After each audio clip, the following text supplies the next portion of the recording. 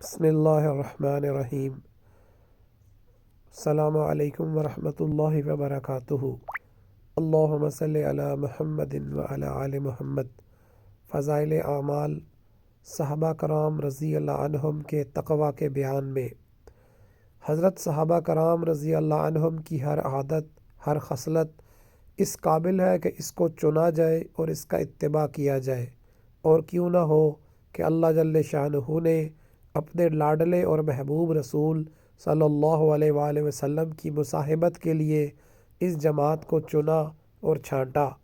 حضور صلی اللہ علیہ وآلہ وسلم کا ارشاد ہے کہ میں بنی آدم کے بہترین قرن اور زمانہ میں بھیجا گیا، اس لیے ہر اعتبار سے یہ زمانہ خیر کا تھا، اور زمانے کے بہترین آدمی حضور صلی اللہ علیہ وآلہ وسلم کی صحبت میں رکھے گئے۔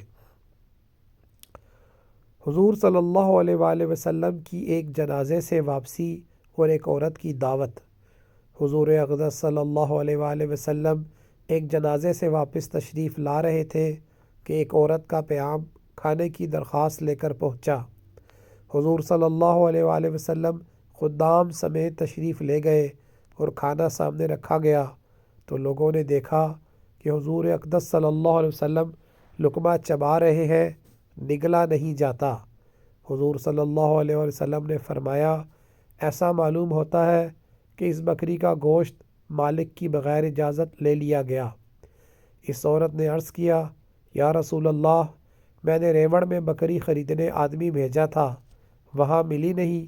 پڑوسی نے بکری خریدی تھی، میں نے اس کے پاس قیمت سے لینے کو بھیجا، وہ تو ملے نہیں۔ ان کی بیوی نے بکری بھیج دی۔ حضور صلی اللہ علیہ وآلہ وسلم نے فرمایا کہ قیدیوں کو کھلا دو۔